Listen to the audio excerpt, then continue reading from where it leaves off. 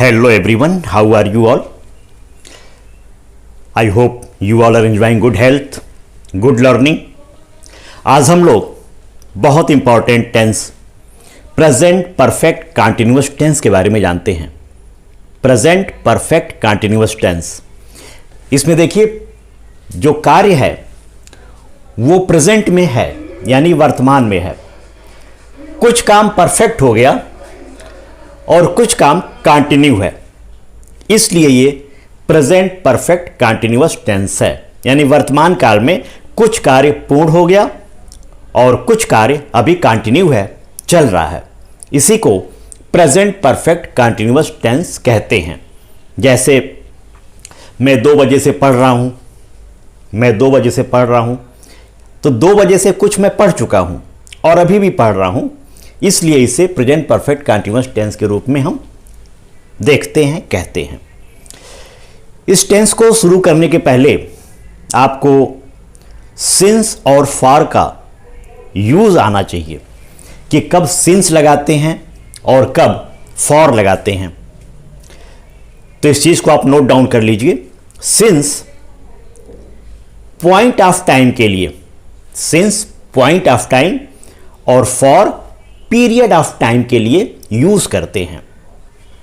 अब आपके मन में होगा कि पॉइंट ऑफ टाइम और पीरियड ऑफ टाइम क्या होता है। तो जो एग्जैक्ट टाइमिंग होती है उसको पॉइंट ऑफ टाइम कहते हैं। जैसे 2 बजे से, सुबह से, दोपहर से, रात्रि से, कल से, तो यहां पे सिंस आता है। लेकिन यदि सेंटेंस में है 2 घंटे से, 4 घंटे से, 4 दिनों से, 2 दिनों से, यानी ड्यूरेशन होता है, एग्जैक्ट टाइमिंग नहीं होती, तो हम फॉर का प्रयोग करते हैं पीरियड ऑफ टाइम के लिए। इस चीज को हम देखते हैं। पहले अफर्मेटिव सेंटेंसेस का स्ट्रक्चर हम देखते हैं। अफर्मेटिव सेंटेंसेस का स्ट्रक्चर नोट डाउन कीजिए। पहले सब्जेक्ट आता है, इसके बाद हैज़ या हैव, यदि एक वचन करता है तो हैज़ होगा, बहुवचन करता है तो हैव होगा। इसके बाद बीन लिखते हैं, BEEN, बीन। इसके बाद वर्ब की 4th फॉर्म यानी ING फॉर्म। इसके बाद ऑब्जेक्ट। इसके बाद सिंस या फॉर यूज करते हैं। यह बहुत इंपॉर्टेंट है। पॉइंट ऑफ टाइम के लिए सिंस और पीरियड ऑफ टाइम के लिए फॉर लिखते हैं। इसके बाद अदर वर्ड लिख देते हैं।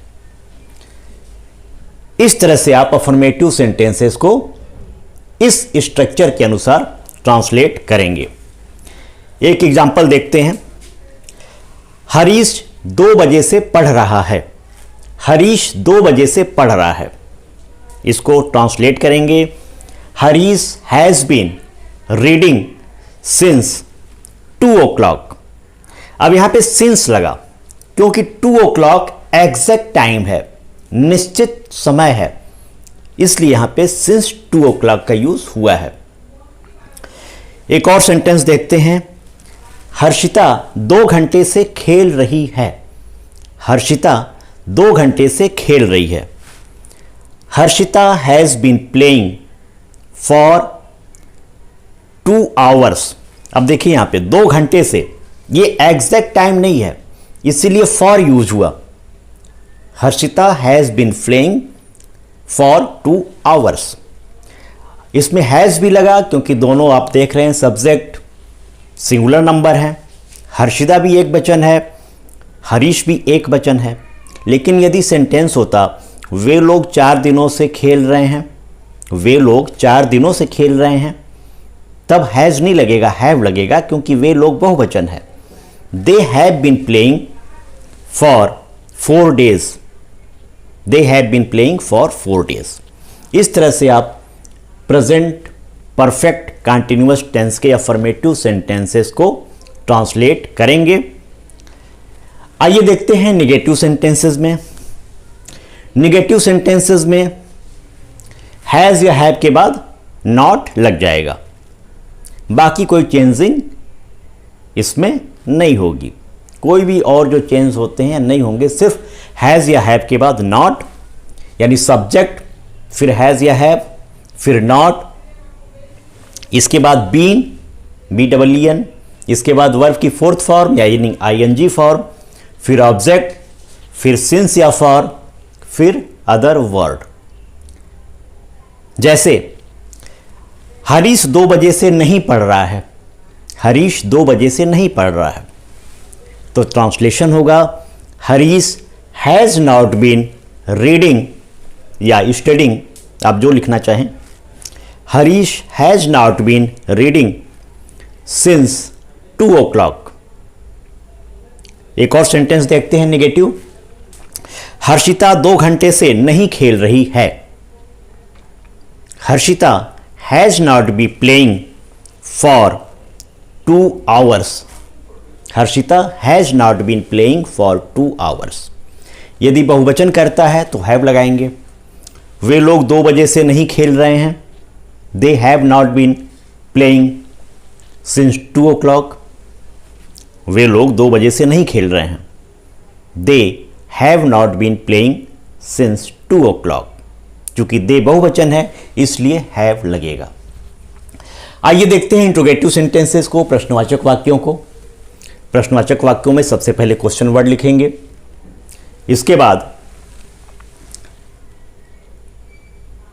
हैज़ या हैव लिखेंगे। एक वचन करता है तो हैज़, बहुवचन करता है तो हैव। फिर सब्जेक्ट लिखेंगे, इसके बाद बीन लिखेंगे, इसके बाद वर्ब की फोर्थ फॉर्म यानी ING फॉर्म, इसके बाद ऑब्जेक्ट लिखेंगे, इसके बाद सिंस या फॉर लिखेंगे और लास्ट में अदर वर्ड लिख करके क्वेश्चन मार्क लगा देंगे। तो इस स्ट्रक्चर को, इंट्रोगेटिव सेंटेंस के स्ट्रक्चर को बहुत अच्छे से नोट डाउन कीजिए। एक सेंटेंस लेते हैं, हरीश 2 बजे से क्यों पढ़ रहा है। हरीश 2 बजे से क्यों पढ़ रहा है, इसका ट्रांसलेशन होगा why has Harish been reading since 2 o'clock। Why has Harish been reading since 2 o'clock। एक और सेंटेंस देखते हैं इंट्रोगेटिव का, हर्षिता 2 घंटे से कहाँ खेल रही है। हर्षिता 2 घंटे से कहाँ खेल रही है, तो कहाँ क्वेश्चन वर्ड बीच में आया है वेयर, तो वेयर पहले लिखेंगे। Where has Harshita been playing for 2 hours। Where has Harshita been playing for 2 hours और क्वेश्चन मार्क। लेकिन यदि सेंटेंस के स्टार्टिंग में क्या आता है तो उसकी इंग्लिश व्हाट नहीं लिखते, आपको पहले बताया गया था। तो यदि ये सेंटेंस होता, क्या हरीश 2 बजे से पढ़ रहा है, क्या हरीश 2 बजे से पढ़ रहा है, तो हैज़ या है पहले आ जाएगा। हरीश एक वचन है तो हैज़ लगेगा।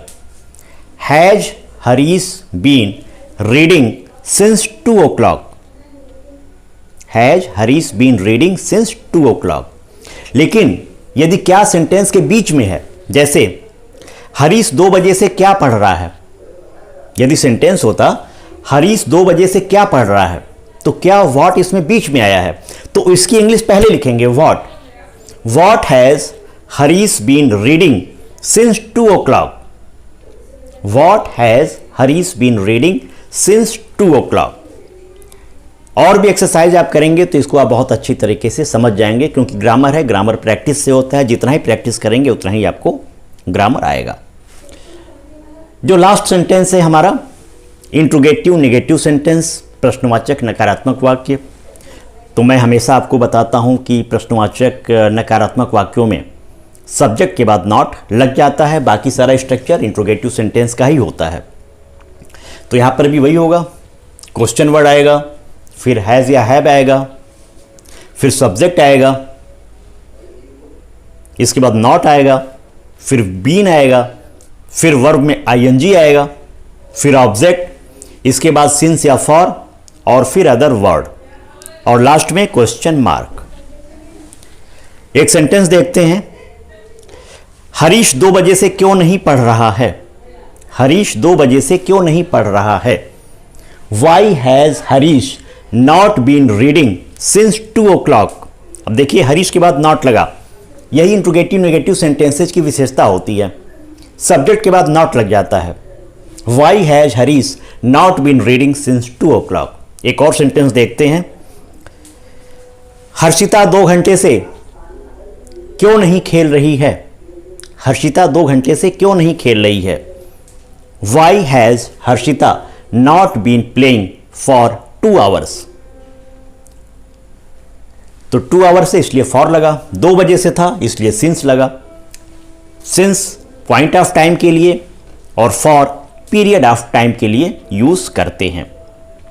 इस तरह से आप प्रेजेंट परफेक्ट कंटिन्यूअस के टेंसेस को बहुत अच्छी तरह से ट्रांसलेशन करेंगे।